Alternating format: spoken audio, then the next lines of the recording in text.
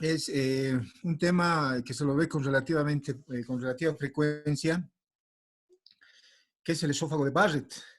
Básicamente, ¿en qué consiste el Barrett? Cuando ustedes reciban un reporte de una endoscopía, que seguramente en algún momento, cuando ustedes estén ejerciendo su profesión, van a pedir una endoscopía cuando el paciente tenga la sintomatología típica, y van a encontrar en el reporte de la endoscopía esófago de Barrett. ¿Qué es el esófago de Barrett? Se considera que el Barrett básicamente es una condición preneoplásica, habitualmente secundaria a la enfermedad de reflujo gastroesofágico, es decir, alergia, ¿no? Como vamos a ir viendo más adelante.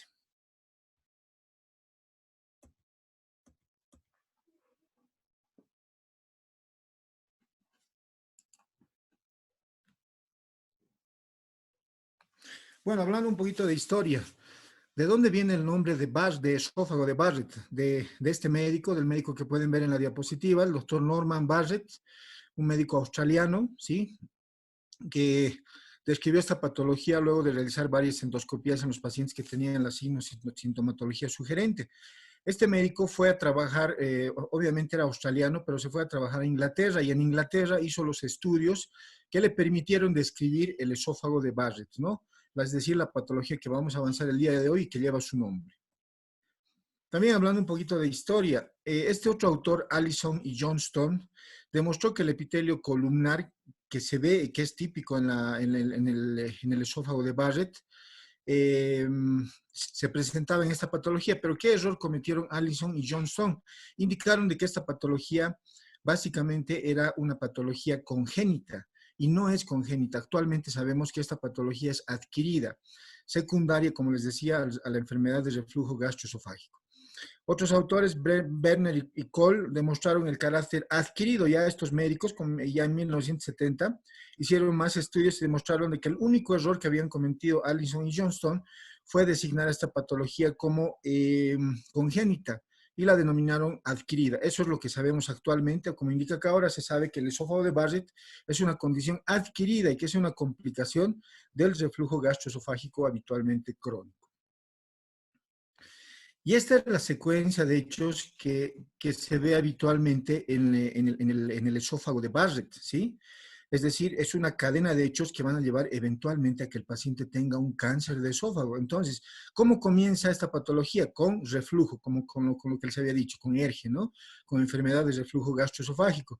Posteriormente, al reflujo y alergia, ¿qué va a tener el paciente? Lo que hemos comentado, el Barrett, ¿no? El típico Barrett, esófago de Barrett. Posteriormente al Barrett, ¿qué va a desarrollar el paciente? Una displasia, es decir, una proliferación celular descontrolada en el lugar donde se encuentra la lesión a nivel del esófago. Y esta displasia habitualmente, ¿a qué evoluciona? A adenocarcinoma de esófago, es decir, a un cáncer de esófago. Entonces, esta secuencia, nunca lo olviden, esto es todo lo que tiene que ocurrir para que el paciente llegue a tener un cáncer de esófago, ¿no? Y hablamos del concepto. ¿Cuál es el concepto de Barrett? Como les había comentado, es una condición preneoplásica, se puede constituir en una situación previa al desarrollo de un cáncer de esófago. ¿Qué ocurre para que el paciente desarrolle un cáncer? Básicamente esta patología se caracteriza porque va a haber una metaplasia. ¿Qué es metaplasia? ¿Cuál es el concepto de metaplasia? Cambio de un epitelio normal a uno patológico. Normalmente el epitelio del esófago, ¿cuál es? Es un epitelio, es un epitelio escamoso, ¿se acuerdan? ¿Sí? Entonces, ¿qué va a haber en esta patología? Cambio del epitelio que normalmente es escamoso a un epitelio, ¿sí? Columnar con células caliciformes. Es decir, eso va a ser típico del esófago de Barrett. Y obviamente, ¿cómo vamos a diagnosticar el Barrett? Por endoscopía, y obviamente al ser un estudio histopatológico en el paciente. Entonces, por eso decimos que es una condición preneoplásica en la cual el epitelio columnar con células caliciformes, que este es el epitelio patológico, va a reemplazar al epitelio normal, es decir, al epitelio escamoso del esófago distal. Lo que les decía, ¿por qué se caracteriza esta patología? Porque hay metaplasia, cambio de un epitelio normal a uno patológico, sobre la mucosa esofágica alterada. ¿Por qué llega a alterarse la mucosa esofágica en esta patología? Por la enfermedad de reflujo gastroesofágico y la hernia hiatal también. Y miren, en esta diapositiva les voy a mostrar un poquito, ¿sí? Acá tenemos, en toda esta zona tenemos En toda esta zona pálida, en toda esta zona pálida es el esófago normal. ¿Y dónde está el Barrett? En esta zona. Todo esto es el Barrett. Toda esta zona rojiza, inflamada, ¿no? Entonces, lo que les decía, les vuelvo a repetir, es una metaplasia, cambio de un epitelio normal a uno patológico, cambio del epitelio escamoso normal que debe haber en el esófago a un epitelio columnar con células caliciformes. A la visión endoscópica, ¿cómo se ve el esófago de Barrett? Se ve de un aspecto rojo aterciopelado y el esófago normal se ve de aspecto pálido y lustroso. Eso es lo que nunca deben olvidar. Bueno, seguimos. Según el Colegio Americano de Gastroenterología, ya desde el 98, ¿cómo se define esófago de Barrett? Como lo que les decía, ¿no? Cambio en el epitelio esofágico de cualquier longitud, es decir, metaplasia, que puede ser reconocido en la endoscopía y que se confirma con el hallazgo de metaplasia intestinal en la biopsia de la mucosa sospechosa de Barrett. Es decir, cuando el endoscopista encuentra una zona sospechosa de Barrett, ¿qué va a hacer? Va a tomar una biopsia de la zona para confirmar el hecho de que esté ocurriendo en este paciente metaplasia. En esas imágenes podemos ver la unión del epitelio escamoso normal y el epitelio patológico, que sería más o menos la zona superior que se puede ver en la diapositiva.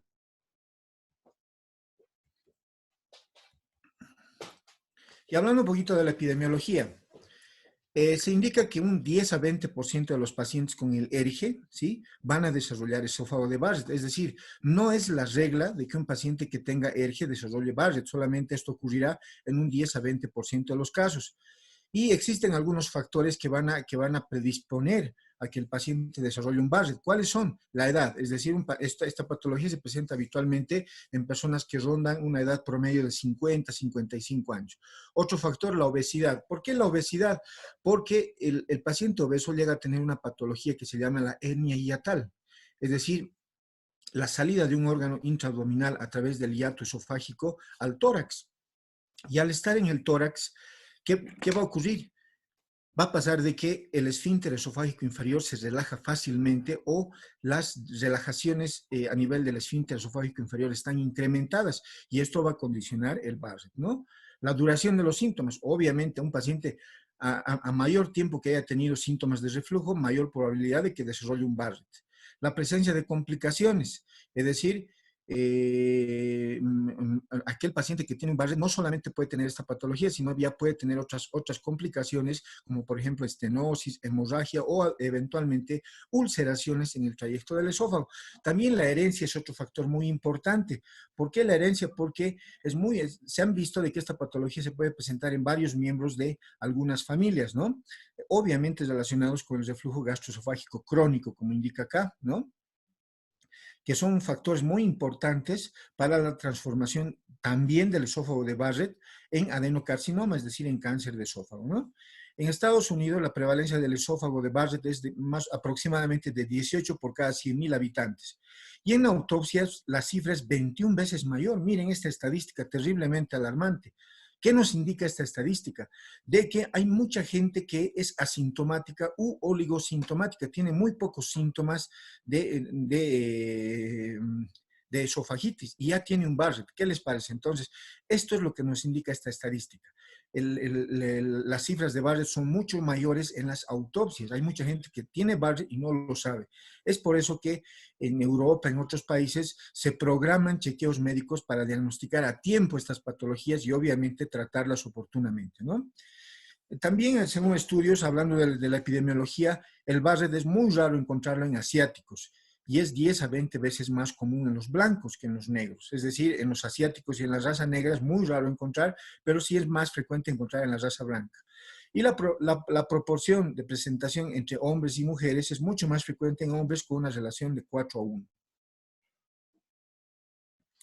La prevalencia del esófago de Barrett es difícil de estimar, ya que la mayoría, como les decía, de los pacientes pueden ser asintomáticos o tienen síntomas leves de reflujo gastroesofágico, ¿no? Un estudio en 1.000 pacientes al azar, a los cuales se les hizo endoscopía, reportó, por ejemplo, en Suecia una prevalencia del 1.6% en relación a la población general. En Italia, otro estudio realizado por Zagari y Coles, una incidencia de 1.3%, y en China una estadística de Zhou y colaboradores, una incidencia de 1.9%. Como verán, la prevalencia es similar en la mayor parte del mundo, ¿no?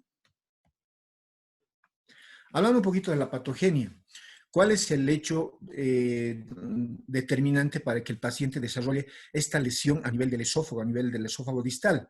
Los componentes del líquido refluido. Es decir, imagínense lo irritante que debe ser el líquido refluido del estómago hacia el esófago.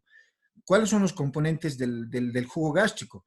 No olviden que hay ácido clorhídrico, pepsina, puede haber bilis, puede haber enzimas pancreáticas. Entonces, ¿qué va a determinar la patogenia de esta patología? Los componentes del líquido refluido, tanto ácido como sales biliares, ¿no? Determinado por la pHimetría ambulatoria de 24 horas. Es decir, este hecho ha sido demostrado al realizarle un estudio que se llama pHimetría ambulatoria de 24 horas. Es un estudio específico realizado por endoscopía, ¿no? Y existe otro estudio también que ha permitido confirmar este hecho, que es la impedanciometría. Son más susceptibles al ácido, ¿no? Las personas que tienen Barrett. También, hablando de la patogenia, se ha demostrado que estas personas tienen presencia de periodos de reflujo más prolongado que la población en general. Es decir, estas personas, los grados de reflujo que desarrollan son mucho más prolongados, y eso obviamente va a determinar la génesis o el origen de un eventual Barrett, ¿no? Esto asociado a la relajación o incompetencia del esfínter esofágico inferior. Es decir, un esfínter esofágico inferior incompetente va a permitir fácilmente el reflujo del contenido gástrico hacia el esófago y va a condicionar esta patología. Eso es lo que queremos decir al hablar de la patogenia. Y miren estas imágenes, lo que les decía. Hablando de la epidemiología, la edad media de diagnóstico es 55 años, es mucho más frecuente en la raza blanca. Los asiáticos y la raza negra son solamente en casos muy raros o excepcionales se ven en estas razas, más frecuente en los blancos, y la relación mujer es mucho más frecuente esta patología en los varones. Hablando un poquito de la etiología, que es lo que nos interesa, ¿no? No olviden que al hablar de la etiología, siempre recordar que esta patología no es congénita, es adquirida. Secundaria, ¿qué? Al reflujo gastroesofágico, es decir, al reflujo patológico del estómago hacia el esófago, condicionando por los factores que hemos comentado, y también duodenal, de carácter crónico. Entonces, tenemos que, dentro de la etiología, que se debe al reflujo gastroesofágico, al reflujo gastroduodenal, al contenido del duodeno también, que puede ser bilis, y al reflujo duodenal solamente, ¿no? Y miren, ¿por qué mostramos esta diapositiva? Para que ustedes entiendan el hecho de que normalmente debe existir un equilibrio entre los factores protectores, ¿sí?, y los factores agresivos a nivel de la mucosa del esófago. Y cuando existe un equilibrio, cuando ambos están en un equilibrio, en una homeostasis, habitualmente no sufrimos daño. Pero cuando se rompe el equilibrio, la homeostasis entre los factores defensivos y los agresivos a nivel de la mucosa del esófago, obviamente estaremos susceptibles de tener Barrett. Todo esto condicionado por la enfermedad de reflujo gastroesofágico. Otros agentes etiológicos que podemos comentar, está descrito el tabaco, es decir, el consumir demasiado tabaco. Hay gente que consume exageradamente, el alcohol también, la terapia antineoplásica también. Hay pacientes que están obviamente programados para realizar quimioterapias. Las quimioterapias relajan el esfínter esofágico inferior y predisponen al paciente a tener el ERGE, la enfermedad de reflujo gastroesofágico, y obviamente en el transcurso del tiempo puede desarrollar este paciente un Barrett, ¿no? Otro factor etiológico, uso de inhibidores de los canales de calcio. Hablamos el uso de medicamentos como el nifedipino. ¿Qué produce el nifedipino a nivel del esfínter esofágico inferior? Relaja el esfínter esofágico inferior y obviamente favorece el reflujo y la aparición de un eventual Barrett, ¿no? También se ha estudiado la generación de radicales de oxígeno reactivo en la mucosa inflamada. Y el uso de AINES, las estatinas y la presencia del Helicobacter pylori en la mucosa del esófago y una dieta rica en frutas y verduras, según los estudios de la mayor parte de los centros médicos, actuarían como agentes protectores para el eventual desarrollo de un esófago de Barrett. Eso hay que tomarlo en cuenta. Antiguamente se pensaba de que sí o sí había que erradicar el Helicobacter pylori del esófago. Y en vez de mejorar el paciente, empeoraba. Es por eso de que está demostrado de que la presencia del Helicobacter pylori actuaría como un agente protector para evitar el desarrollo de un Barrett. Aquí tenemos en esta foto, miren, que el paciente puede fumar, el paciente puede tomar y obviamente pues, está predispuesto a tener Barrett, ¿no? El paciente puede tener un reflujo patológico. Aquí tenemos un estómago con gran cantidad de contenido y obviamente en este paciente puede refluir este contenido hacia el esófago y ocasionar la patología que estamos estudiando, ¿no? Y hablamos de la clínica del paciente. ¿Qué síntomas bien tiene el paciente? Este es el gran problema que tenemos en esta patología. La mayor parte de los pacientes en el Barrett son asintomáticos u oligosintomáticos. No hay demasiados síntomas. Este es el gran problema que tenemos. Lo que les decía, hay mucha gente que tiene Barrett y no lo sabe. ¿Sí? Es por eso que de tiempo en tiempo deberíamos programar un chequeo médico para detectar o para diagnosticarnos patologías como esta a tiempo y evitar que evolucionen a un cáncer de esófago, ¿no? Esta patología es diagnosticada, como habíamos dicho, en edades medias de la vida, aproximadamente 50, 55 años, como indica acá. La enfermedad puede presentarse en niños por algunos factores predisponentes, como es la obesidad y la hernia hiatal secundaria, pero es muy raro, ¿sí? El reporte es menor. Es más frecuente, como habíamos dicho, en la raza blanca, menos en la raza negra y en los asiáticos, ¿no? Y el gran problema que tenemos es que la mayoría son asintomáticos, ¿no? Los síntomas que puede presentar el paciente en esta patología son los de un reflujo gastroesofágico, de una enfermedad de reflujo gastroesofágico. ¿Cuáles son? Pirosis retroesternal, es decir, el típico ardor urente retroesternal que refiere el paciente cuando viene a la consulta médica. También refiere regurgitación, ¿sí? Es decir, devuelve el alimento fácilmente a la boca, ¿sí? El paciente también tiene disfagia y odinofagia. No olvidar que la disfagia es dificultad a la deglución y la odinofagia es dolor a la deglución.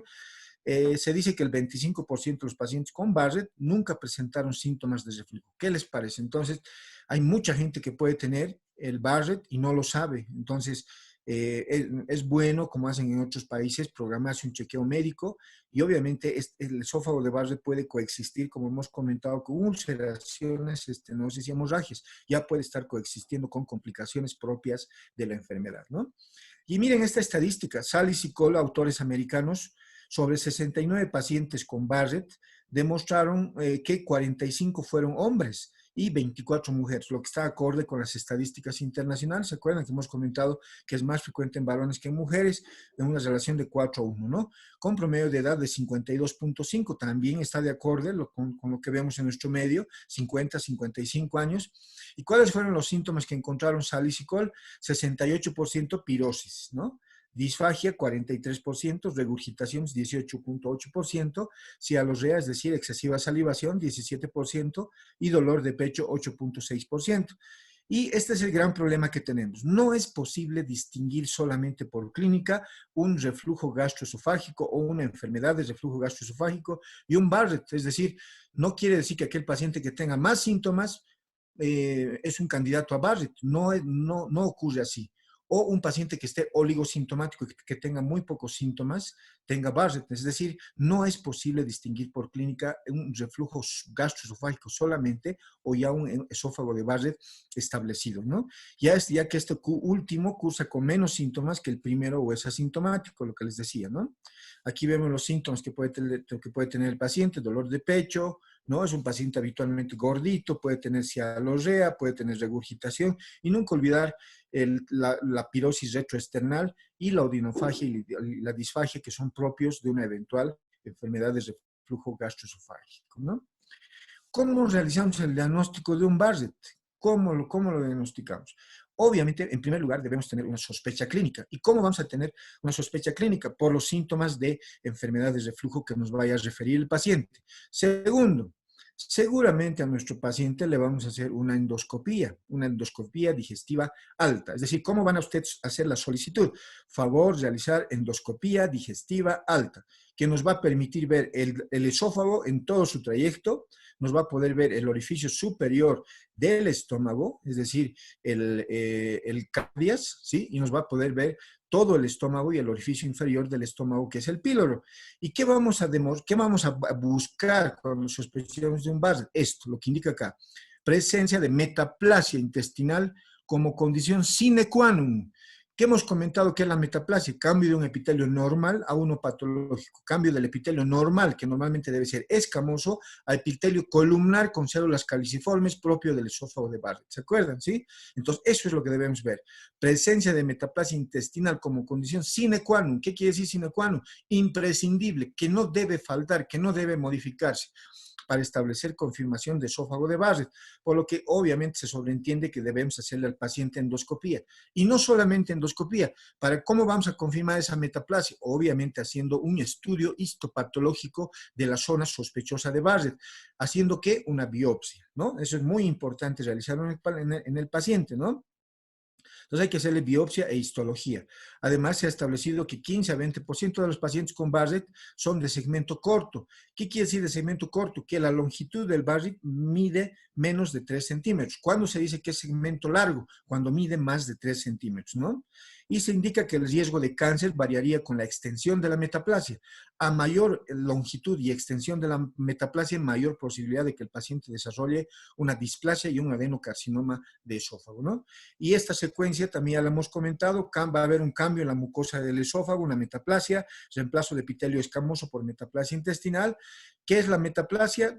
Va a haber un reemplazo del epitelio escamoso por epitelio columnar con células caliciformes. Este se va a constituir en un factor de riesgo para adenocarcinoma esofágico y todo esto ocasionado principalmente por la enfermedad de reflujo gastroesofágico, ¿no? Y estos son los requisitos por endoscopía para hacer el diagnóstico de esófago de Barrett. Cuando el endoscopista documenta la presencia de epitelio columnar a nivel del esófago distal. Primero. Dos, cuando el examen histopatológico de la biopsia tomada revela metaplasia intestinal especializada, ¿no? Y el epitelio, lo que les decía, nunca olvidar este hecho, ¿sí? Les voy a volver a mostrar.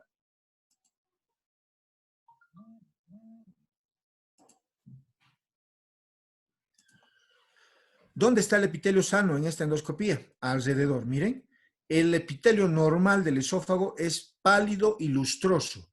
¿Y qué aspecto tiene el epitelio de Barrett? Es decir, el epitelio patológico. Tiene aspecto rojo aterciopelado.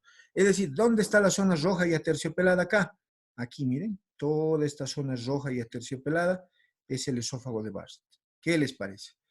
Entonces habrá que medir si es un esófago, si es un Barrett de segmento largo, si es de segmento corto, si mide menos de 3, menos de 3 para establecer un pronóstico en el paciente, si va a tener o no complicaciones en el transcurso del tiempo, una eventual progresión a displasia y adenocarcinoma de esófago, ¿no?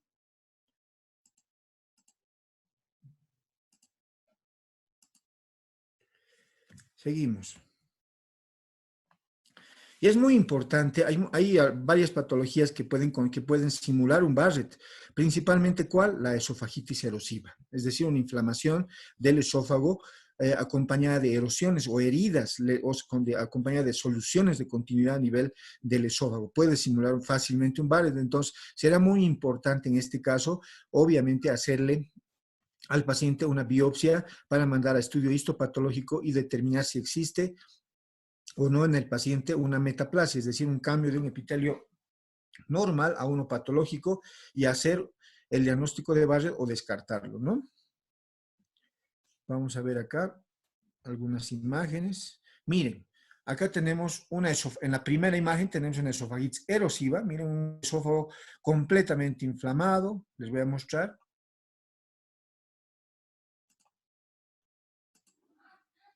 Miren, tenemos un esófago completamente inflamado, eritematoso, ¿no? Empedrado, bastante inflamado. Y aquí tenemos erosiones, miren, pequeñas heridas que están sangrando en toda esta zona, miren, hay sangrado. Entonces, esto ya nos orienta a que eventualmente esto ya es una esofagitis erosiva, pero nos puede hacer confundir con el esófago de Barrett. Y no olvidar, aquí miren, tenemos un típico Barrett, ¿sí? ¿Qué aspecto tiene a la endoscopía el esófago de Barrett? Aquí está. Miren, toda esta zona es la zona de Barrett. Miren lo bien que se puede ver. Toda la zona enrojecida. ¿La pueden ver? ¿Sí? Todo esto es el Barrett. Y todo lo que está alrededor es lo normal. No, les vuelvo a repetir, el aspecto normal del esófago de la endoscopía es aspecto pálido y lustroso, lo que está alrededor. ¿Y qué aspecto tiene el esófago de Barrett? Aspecto rojo y aterciopelado, ¿sí? Seguimos. Esto ya lo hemos visto, son otras imágenes. Aquí tenemos un esófago normal, una visión endoscópica en la primera y en la segunda un Barrett, ¿sí? Ya se ve completamente eritematosa la mucosa, ¿no? Igual acá vemos en la periferia vemos el esófago normal, ¿sí? Y en la parte central vemos el típico esófago de Barrett de aspecto rojo y aterciopelado. Vamos a ver más adelante. Y miren, a la visión endoscópica el Barrett puede ser en isletas, puede ser circunferencial y puede ser en lengüetas. Miren, en isletas, aquí vemos en isletas. Les voy a mostrar.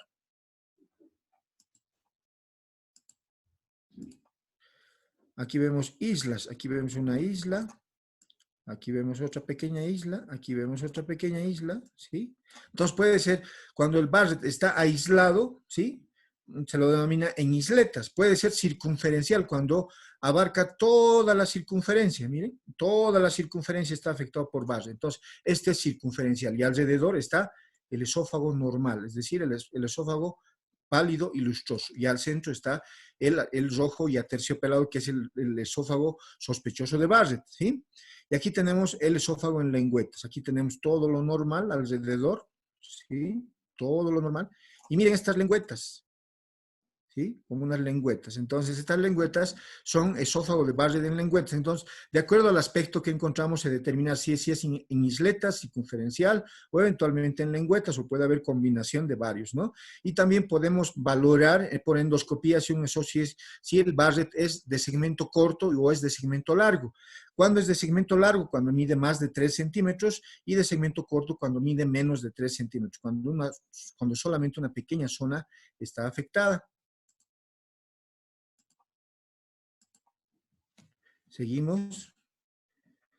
Y miren, aquí vemos otra zona. ¿Qué les parece esta imagen? Todo, miren, les voy a mostrar. Miren, todo alrededor, toda esta zona es lo normal. Aspecto pálido y lustroso. ¿Dónde está el esófago de Barrett a la visión endoscópica en esta imagen? Aquí está. Miren lo bien que se puede ver. Es un esófago de Barrett en lengüetas, para mí. ¿Lo ven? ¿Sí? Entonces, fácilmente se puede ver que es en lengüetas. Igual acá, miren lo normal. Esto es lo normal, aspecto pálido y lustroso, toda la periferia de todo lo que estamos viendo. ¿Sí? ¿Y dónde está el de Barrett? Esto, lo que está dentro de lo que habíamos marcado inicialmente. Entonces, igual es un Barrett en lengüetas. Pueden ver, fácilmente se puede ver la zona sospechosa de un eventual Barrett en estas imágenes, ¿no?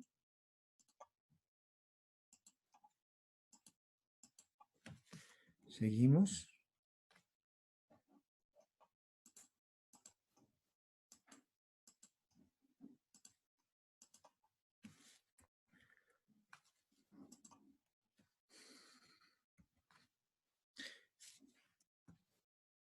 Igual acá, miren, ya seguramente ustedes ya se estarán dando cuenta, igual, pero igual les voy a marcar. Miren, ¿cuál será la zona sospechosa acá? Miren lo normal, lo que está alrededor, todo esto es lo normal. Pálido y lustroso, miren lo normal.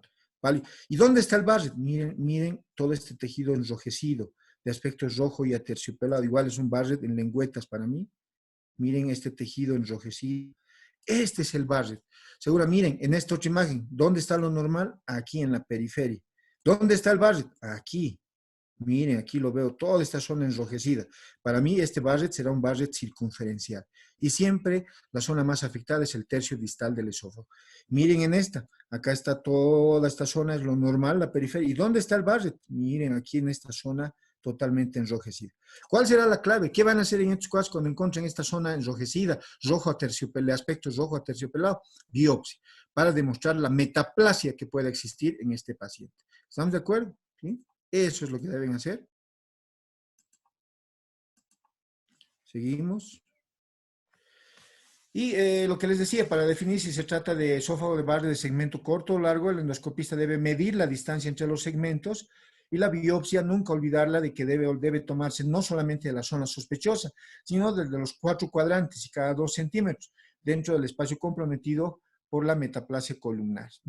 Siempre de varios lugares, no de una sola zona, ¿no?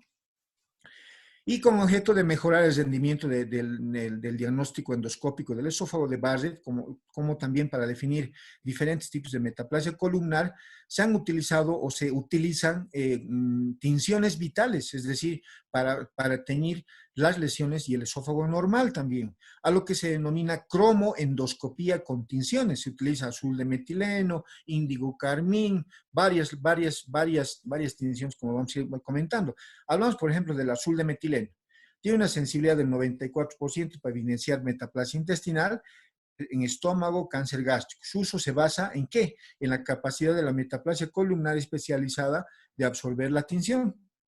Entonces, miren, ¿qué ocurre cuando rociamos a la zona sospechosa de Barrett? Lo que hay que ver con las tinciones, algunas tinciones provocan la tinción de la metaplasia y otras tinción de la zona sana. ¿Están de acuerdo? Entonces, miren, cuando utilizamos azul de metileno, ¿qué zona se habrá teñido? ¿Qué zona les parece que se habrá teñido en esta imagen?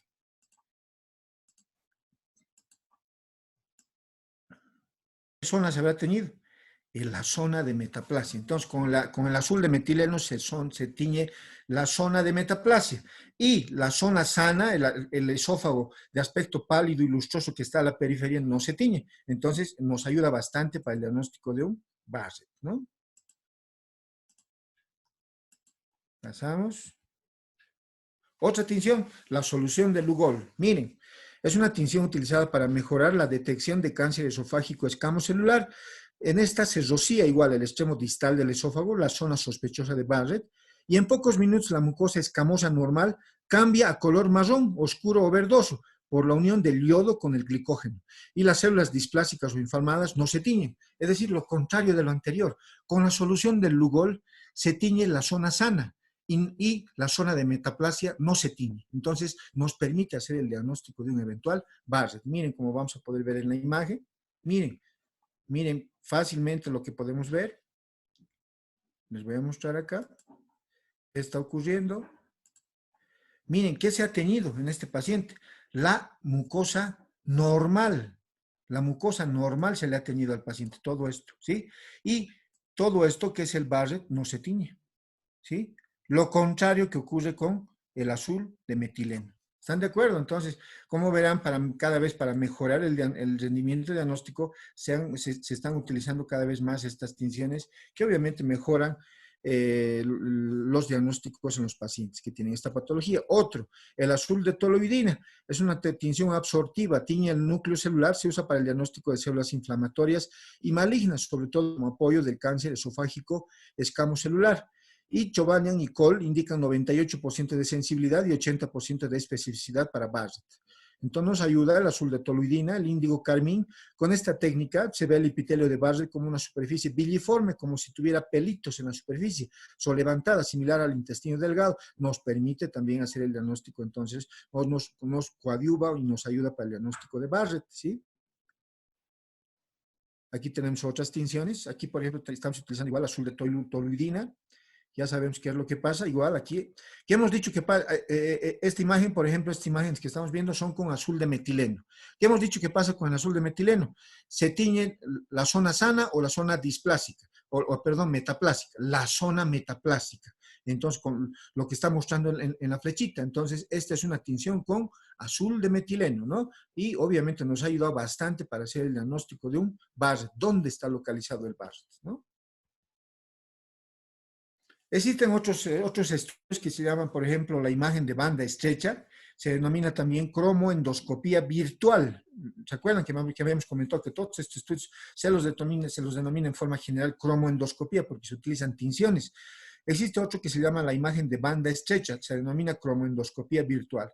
Permite tener un efecto similar, pero en forma electrónica, es decir, ya no es necesario utilizar tinciones vitales, sino con un microscopio electrónico directamente se identifica la zona sospechosa del eventual Barrett y obviamente se detecta también la zona sana, solo apretando con un botón en el endoscopio, ¿no?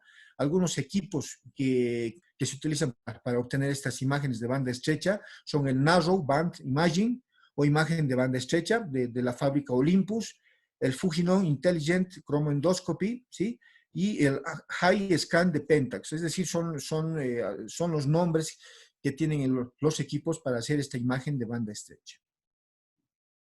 Otro estudio que tenemos es la autofluorescencia, ¿sí?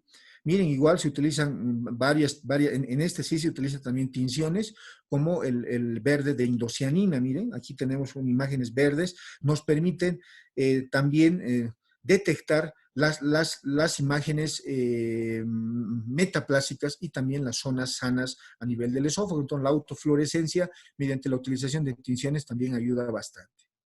Se basa en el principio que cuando la luz del láser emitida por el endoscopio, ¿sí?, las células emiten a su vez una luz fluorescente con características definidas y van a permitirnos identificar la lesión sospechosa de Barrett, es decir, la metaplasia al realizar la autofluorescencia, ¿no? Y tenemos varias otras alternativas. Por ejemplo, tenemos la microendoscopía con láser, utiliza la luz de transporte del láser, la misma que es captada por una computadora. Tenemos la espectroscopía con reflectancia difusa, que va a analizar la luz diseminada dentro del tejido. La espectroscopía con dispersión de luz, utiliza la luz que se refleja en una sola dirección. Y la tomografía de coherencia, utiliza la luz infrarroja para proporcionar imágenes de alta resolución. Todos estos estudios, ¿qué fundamento tienen? ¿Qué tratan de buscar? Tratan de identificar la zona sospechosa de Barrett y la zona sana para hacer el diagnóstico de esta patología, ¿no? Esos son los fundamentos. Y hablamos un poquito de displasia. ¿Se acuerdan que hemos hablado de que el Barrett puede evolucionar? Primero evoluciona una metaplasia, que es cambio de un epitelio normal a uno patológico, y la metaplasia evoluciona a displasia. Entonces, ¿qué es la displasia? Ya es un grado más de proliferación celular descontrolada, ¿no? Se define como cambio celular epitelial neoplásico, ¿ya? Que no se extiende dentro de la lámina propia y que no se metastiza. Es precursor, puede ser también precursor de Barrett, se clasifica en alto, bajo y de alto grado. Entonces, es decir, si el paciente tiene una displasia de alto, mediano y bajo grado, esto nos va a orientar a si va a evolucionar o no a un cáncer de esófago. Si por ejemplo, si la displasia es de alto grado, nos indica que tiene mayor probabilidad del desarrollo de un cáncer de esófago. Y hablamos de metaplasia, ya lo hemos comentado, cambio de un tejido normal a uno patológico, producción por las células de una especie de tejido distinto del que producen normalmente, ¿no? Y ante un esófago de Barrett es muy importante la vigilancia, ¿no? En el paciente sin displasia, seguimiento endoscópico con intervalos de 3 a 5 años y obviamente tratamiento antirreflujo. Paciente con displasia de bajo grado, endoscopía cada 6 meses durante el primer año y después una vez por año. Paciente con displasia de alto grado, este es el que más necesita vigilancia. Seguimiento endoscópico, miren, cada 3 meses hasta que se detecta cáncer invasivo. Ahí se debe plantear terapia fotodinámica, resección mucosa endoscópica o esofagectomía, es decir, una resección del esófago afectado por el Barrett y eventualmente una anastomosis primaria o transposición de órganos, es decir, reemplazar el órgano afectado por otro órgano de la cavidad abdominal, que habitualmente es el yeyuno, puede ser el colon con pedículo vascularizado o el duodeno. Y obviamente estas lesiones de Barrett siempre tienen la potencial posibilidad de malignización, ¿no? La incidencia de adenocarcinoma de esófago en la población general ha aumentado en los últimos 20 años y está clara su evolución secuencial desde la metaplasia intestinal en esófago, desde la transformación solamente de un tejido normal a uno patológico a displasia de diferente grado y hasta el adenocarcinoma, ¿no? Por tanto, el factor de riesgo más importante de malignización de Barrett es la presencia de displasia, es decir, cuando ustedes reciban una endoscopía y les diga al endoscopista, paciente tiene Barrett, pero además tiene displasia, ya es una alerta, quiere decir de que el paciente tiene alta probabilidad de desarrollar a partir de la displasia que se originó a partir del Barrett, un adenocarcinoma de esófago, ¿no? Y la prevalencia de displasia entre la población con Barrett es aproximadamente del 20 al 30% y de adenocarcinoma varía entre 0 y 15%.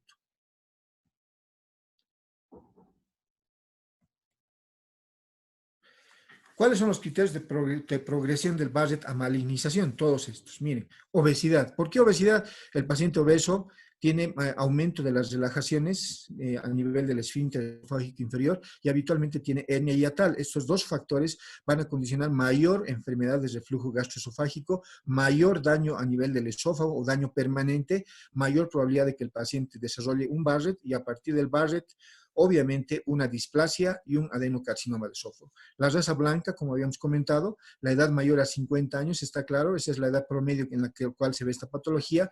La pirosis crónica, es decir, aquel paciente que tiene síntomas de reflujo en forma crónica, la hernia hiatal, que ya lo hemos comentado. No se preocupen mucho de hernia hiatal, tenemos un tema de hernia hiatal, lo vamos a ver con calma. El tabaquismo también, que lo hemos comentado, y el alcohol. Historia familiar de Barrett, nunca olvidarlo, y la dieta con alto contenido de nitritos. ¿Y dónde están los nitritos? En todo lo que son los adobados, los productos procesados, es decir, los jamones, las mortadelas, y también los nitritos están en las carnes asadas, es decir, no es demasiado conveniente consumir todo el tiempo esa clase de alimentos. Siempre hay que tener una dieta equilibrada en base a verduras y frutas también, ¿no?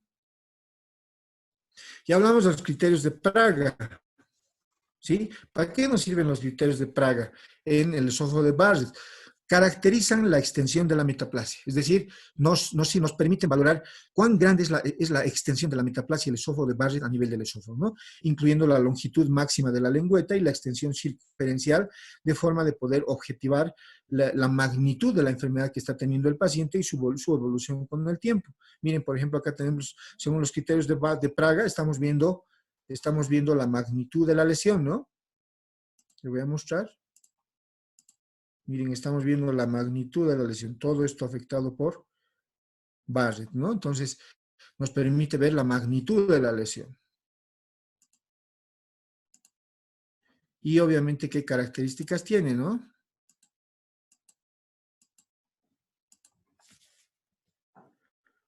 Igual acá, estamos viendo la extensión máxima de la metaplasia, la extensión circunferencial, dónde terminan los pliegues, dónde está el Barrett, si existe o no hernia hiatal. Nos permite valorar muchos elementos. Les vuelvo a repetir esta secuencia de hecho que ocurre en el esófago de Barrett. El paciente inicialmente tiene esofagitis, luego metaplasia intestinal, luego displasia de bajo grado, luego displasia de alto grado, y esto va a evolucionar seguramente a cáncer de esófago, ¿no?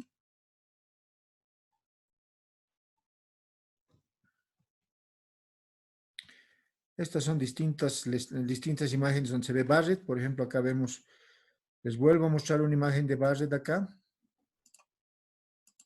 ¿Dónde está la zona sana? En la periferia, ¿no? Todo esto es la zona sana, de aspecto pálido y lustroso. ¿Dónde está la zona sospechosa de Barrett? Aquí. Miren lo bien que se ve. Miren lo bien que se ve, ¿no? Es una zona de aspecto rojo y aterciopelado, altamente sugestiva de un Barrett. A este paciente habrá que hacerle biopsia, ¿no? Seguramente. Igual aquí valoramos la clasificación de Praga, si es circunferencial, en lengüeta, si es en islotes, ¿no? Aquí vemos piezas operatorias, aquí distintas imágenes de Barrett, miren, vemos un esófago de Barrett, toda la zona rojo y aterciopelada es la zona sospechosa de Barrett, y todo lo que está alrededor de aspecto pálido y lustroso es la zona sana, ¿no? Igual acá, creo que ya se están ubicando seguramente, miren acá lo bien que se ve, es una isla de mucosa de Barrett justo por encima de la línea Z. ¿Qué es la línea Z? Es el límite de unión entre la mucosa del esófago y la mucosa del estómago, ¿no? Esa es la línea Z. Se llama también línea de transición. Aquí también vemos distintas imágenes de Barrett. Y el tratamiento. El tratamiento en el Barrett es médico, endoscópico y quirúrgico. Obviamente hablando del tratamiento médico, perdón, voy a verlo ahora. Hablando del tratamiento médico, el paciente necesita un tratamiento médico, un tratamiento higiénico dietético, es decir, obviamente hay que cambiarle la dieta al paciente, tiene que tener una dieta blanda y blanca, no puede consumir irritantes porque estos alimentos irritantes cuando refluyen hacia el esófago del estómago van a provocar mayor irritación y obviamente mayor probabilidad de Barrett, ¿no? Entonces hay que cambiarle la dieta al paciente. Entonces es muy importante en primer lugar hablar de las medidas higiénico-dietéticas, de todo esto, ¿no? Es muy importante. Luego es importante que el paciente pierda peso. ¿Por qué es importante que pierda de peso? Para que no tenga una hernia hiatal. Los pacientes gorditos, los obesos, tienen aumento de la presión intraabdominal y el aumento de la presión intraabdominal condiciona aumento, ¿sí? De las relajaciones transitorias a nivel del esfínter esofágico inferior, y esto condiciona mayor probabilidad de reflujo del estómago hacia el esófago, ¿no? Eso está claro. Entonces, tiene que reducir de peso el paciente. Entonces, como verán, el manejo de estos pacientes es multidisciplinario, no lo puede ver solamente el gastroenterólogo, tiene que verlo el gastroenterólogo, el nutricionista, tiene que verlo el cirujano, ¿no? Tiene que ser valorado de forma multidisciplinaria.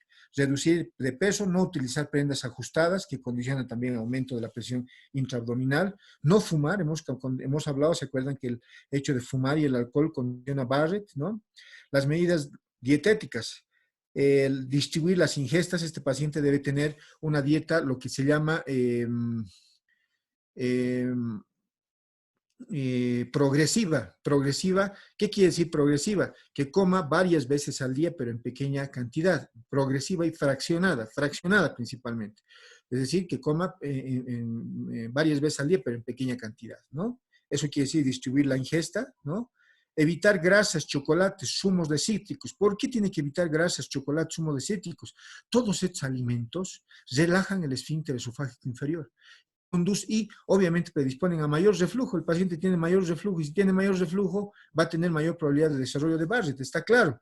Evitar bebidas gaseosas, igual, relajan el esfínter esofágico inferior. Evitar el alcohol, relaja el esfínter esofágico inferior. Medidas posturales, este paciente no puede descansar ¿sí? En la noche en decúbito dorsal. A este paciente se le debe elevar la cabecera, como indica acá, que se le debe elevar la cabecera de la cama. ¿Con qué objetivo? Para que por gravedad pueda progresar el alimento del esófago hacia el estómago y haya menor probabilidad del reflujo patológico del estómago hacia el esófago que condiciona Barrett. Por eso elevar la cabecera, evitar acostarse tras la ingesta, es decir, este paciente no debe ingerir alimentos tarde, por ejemplo, a las 10, 11 de la noche. El último alimento que debe ingerir este paciente es a las 6 de la tarde y después debe hacer una caminata para que por gravedad pueda progresar el alimento y obviamente al hacer este hecho por gravedad se disminuye de alguna manera de que el paciente tenga el reflujo que condiciona Barrett. Pero si el paciente come a las 12 de la noche y después de eso se va a dormir sin haber hecho una caminata, tiene gran cantidad de alimento en el estómago, va a haber gran cantidad de reflujo y obviamente eso le va a condicionar mayor Barrett, está claro, ¿no? Medidas farmacológicas. Se le puede dar antiácidos, por ejemplo, del tipo del sucralfato, del magaldrato. El sucralfato viene con el nombre de, por ejemplo, de Gastrum, ¿sí? De la Ulcogant, de laboratorios Merck, si le sirve de alguna manera. Agentes protectores locales, se puede dar, es decir, se puede dar antiácidos específicos como el hidróxido de aluminio. Su nombre comercial es el conocido Neutravit. Aquí está el sucralfato que les había comentado. Está indicado en este paciente darle proquinéticos o procinéticos. ¿Por qué proquinéticos? Porque van a mejorar el peristaltismo del esófago y del estómago hacia abajo, y obviamente el paciente va a tener menor probabilidad de reflujo del estómago hacia el esófago, está claro. ¿Qué quiere decir proquinético o procinético? Aquel medicamento que mejora el peristaltismo del esófago y del estómago hacia abajo, ¿no? Y obviamente evita de que tenga demasiado reflujo. También se puede utilizar betanecol y metoclopramida como proquinéticos. También la cisaprida, pero ya la cisaprida ya no se la encuentra mucho, ha sido casi retirada del mercado porque se han encontrado casos de arritmias cardíacas inducidas por la cisaprida y se han reportado 2 casos de personas muertas en España, casi ha sido retirado del mercado. Su nombre comercial de la cisaprida era el conocido Modifical de Laboratorios Tecnofarma, una empresa farmacéutica paraguaya. Antisecretorios se puede utilizar, es decir, bloqueantes H2, inhibidores de la bomba de protones. ¿Con qué objetivo se pueden utilizar los antisecretores? Para que cuando existe el reflujo del estómago hacia el esófago, disminuimos al utilizar estos medicamentos la carga ácida, es decir, va a haber menor cantidad de ácido clorhídrico a nivel de ese material refluido y obviamente menor daño. Es por eso que están indicados los inhibidores de la bomba de protones y los bloqueantes H2, ¿no? Y si el paciente no mejora, obviamente medidas quirúrgicas, ¿no? Pues les vamos a comentar más adelante. Y existe también medidas endoscópicas, que es la ablación termal de la zona afectada por Barrett, las terapias fotodinámicas y energía ultrasónica, como vamos a ver más adelante. Bueno, esto lo borramos. Seguimos. Y obviamente, si a pesar de lo que hemos hecho anteriormente no mejora el paciente, eventualmente tratamiento quirúrgico. Se ha indicado un esfínter esofágico incompetente decisivo, fuerza propulsora del esófago alterada, que ha sido demostrada por manometría. Existe un estudio que se llama manometría del esfínter de esofágico inferior, factores de mala respuesta al tratamiento médico, progresión a complicación, recurrente frecuente, reflujo en posición supina, esofagitis erosiva, ¿no? Y los objetivos son lograr alivio permanente de los síntomas que presenta el paciente, básicamente corregir el reflujo, ¿no? Y cicatrización del daño de la mucosa esofágica y prevenir la progresión de la enfermedad, evitar la progresión de la enfermedad displasia y adenocarcinoma de esófago. Y obviamente siempre hay que hacerle al paciente una cirugía antirreflujo. Aquí tenemos igual otras imágenes. En estas imágenes se está haciendo un tratamiento al paciente por vía endoscópica que se llama mucosectomía. Miren, este es el equipo necesario para hacer mucosectomía. Esto se lo realiza por endoscopía. Se identifica la zona de Barrett y con un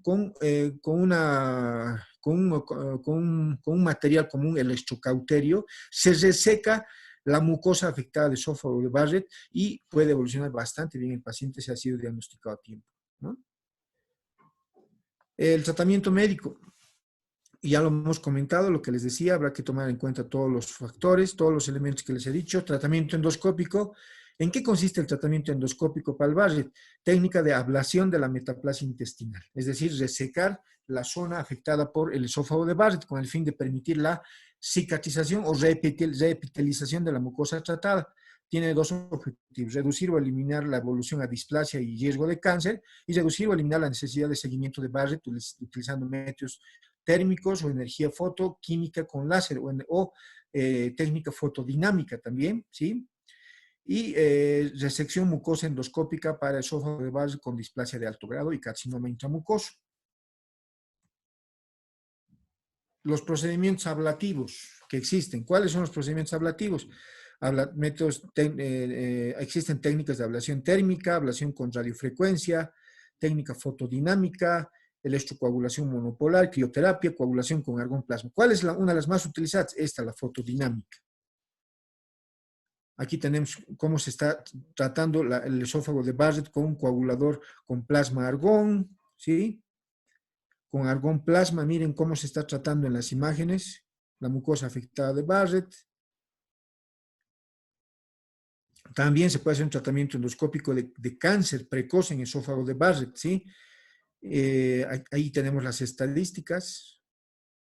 Y si el paciente, a pesar de todo lo que hemos hecho, no mejora, hay que hacerle al paciente tratamiento quirúrgico, ¿sí?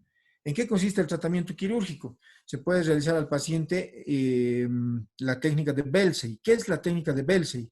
Es una fundoaplicatura a 270 grados del esófago. Se ejecuta por vía torácica. Básicamente, estas técnicas, la técnica de Belsey, la técnica de Nissen, ¿para qué sirven? La técnica de Hill que les estoy comentando acá. Sirven para corregir las hernias y la probabilidad de que el paciente tenga una hernia hiatal, es decir, para devolver al órgano herniado en su lugar y obviamente evitar con eso de que el paciente siga teniendo la enfermedad de reflujo gastroesofágico, que es lo que condiciona el Barrett. Esto se los comento solamente de nombre porque seguramente lo van a ver con más calma con su profesor de cirugía. Aquí tenemos, por ejemplo, un paciente que va a ser tratado con radiofrecuencia. Este es el equipo necesario para tratar por radiofrecuencia un esófago de Barrett. Ese es el material necesario por endoscopía. Se va a hacer una ablación por radiofrecuencia de la zona afectada por esófago de Barrett. Y listo, muchachos. No sé si tienen alguna pregunta. Ese es el temita de esófago de Barrett. Básicamente lo que quiero que se les quede es de que esta es una patología, una condición preneoplásica y básicamente consiste en una metaplasia de un segmento del esófago, habitualmente en la zona distal, es decir, un cambio de un epitelio normal por uno patológico condicionado por la enfermedad de reflujo gastroesofágico y los otros factores que hemos comentado. No sé si tienen alguna pregunta, por favor.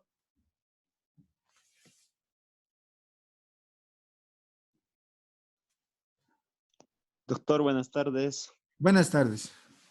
Una consulta, doctor. En el Dime. tema de cuando se maligniza el Sí, esófago de Barrett, ¿es sí. posible que irradie también por el crecimiento y la abarcación del Basen, ¿es posible que ataque más a órganos cercanos como el estómago? Sí, te cuento que se han dado muchos casos de que un Barrett puede dar como por vecindad, ¿no?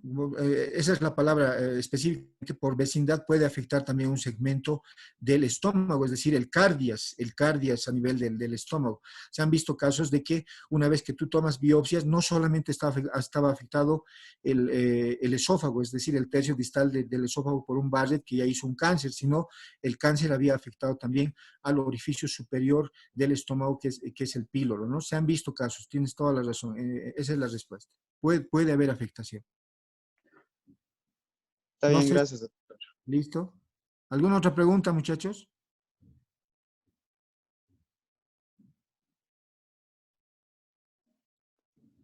¿Han podido entender las imágenes, muchachos?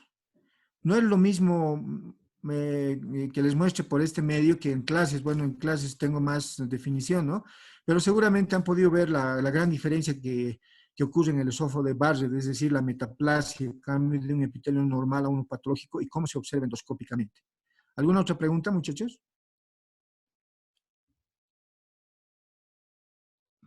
Doctor, y una pregunta más, perdón que lo moleste. Dime. Después del diagnóstico que a un paciente se le detecta esófago de Basset, Sí. más o menos, ¿cuánto tiempo sería? Bueno, sé que no se puede dar cifras exactas, pero más o menos, ¿cuánto tiempo se podría tardar en esto, en malignizarse el esófago de Basset y que abarque gran trayecto del esófago? Mira, no existe un tiempo específico. ¿Qué es lo fundamental en el Barrett? ¿Qué dicen todos los libros respecto al esófago de Barrett, respecto a tu pregunta? Hay que corregir la enfermedad del reflujo gastroesofágico. Es decir, evitar de que el esófago, ¿sí?, siga siendo irritado por el reflujo patológico del contenido del estómago hacia el esófago. Si vos modificas eso, si corriges con tratamiento médico, endoscópico, quirúrgico, obviamente la evolución del Barrett va a ser bastante satisfactoria. Pero si vos no tomas en cuenta ningún aspecto para tratar la enfermedad de reflujo, entonces obviamente ese paciente en un lapso de 4, 5 años o 6 años va a tener la probabilidad de desarrollar a partir del esófago de Barrett primero una displasia y a partir de la displasia, que puede ser de leve, moderado o de alto grado, un adenocarcinoma de esófago. Entonces, ¿qué es lo clave en esta patología? Respondiendo a tu pregunta, corregir la enfermedad del reflujo gastroesofágico para evitar de que el esófago siga siendo irritado por ese reflujo patológico que es básicamente enzimas ácido, y obviamente si vos corriges eso, vas a mejorar. Gracias, doctor. Un saludo.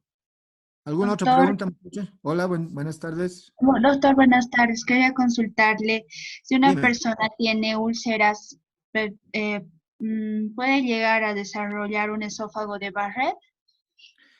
Te cuento que las úlceras esofágicas que se pueden presentar son de tres clases. Son la úlcera de Wittgenstein, la úlcera de Barrett y la úlcera de Wolfson y Marciak. Habitualmente, a consecuencia de qué tenemos las úlceras en el esófago, a consecuencia de esofagitis, es decir, inflamaciones del esófago por distinta causa que no han sido tratadas a tiempo. Entonces, no está descrito que a partir de una úlcera el paciente desarrolle un esófago de Barrett.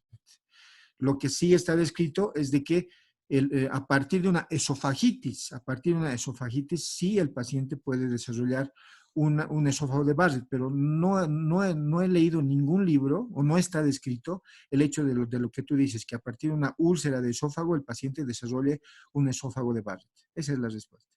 Sí, doctor, gracias. ¿Ni en úlceras gástricas? El esófago de Barrett es una patología del esófago. No te olvides Sí. que el esófago de Barrett es patología del esófago. Es decir, las úlceras a nivel del estómago sí está descrito y pueden evolucionar a cáncer si no se las trata oportunamente. Hay una úlcera que se llama la úlcera de Majorlin o Majorlin, ¿sí? La vas a revisar si quieres en internet, úlcera de Majorlin o Majorlin. Es una úlcera que se puede presentar en distintos lugares a nivel del estómago y que puede evolucionar a cáncer de estómago si es que no se la trata oportunamente. Esa es la respuesta. Gracias, doctor. ¿Listo? Un saludo. ¿Alguna otra pregunta, muchachos? Bueno, no Doctor, buenas olviden. tardes. Buenas tardes, dime. Doctor, tenía una consulta. ¿Hay alguna relación entre las úlceras esofágicas con el esófago de Barrett? No, te cuento que según es una pregunta relativamente frecuente. A partir de las úlceras esofágicas se indica de que no se desarrolla habitualmente el Barrett. ¿A partir de qué se desarrolla el Barrett? A partir de una esofagitis no tratada a tiempo. Esofagitis, es decir, solamente a partir de una inflamación del esófago no tratada a tiempo se puede desarrollar un Barrett, pero no está descrito en la mayor parte de los libros de que a partir de una úlcera esofágica se desarrolle un Barrett. Esa es la respuesta.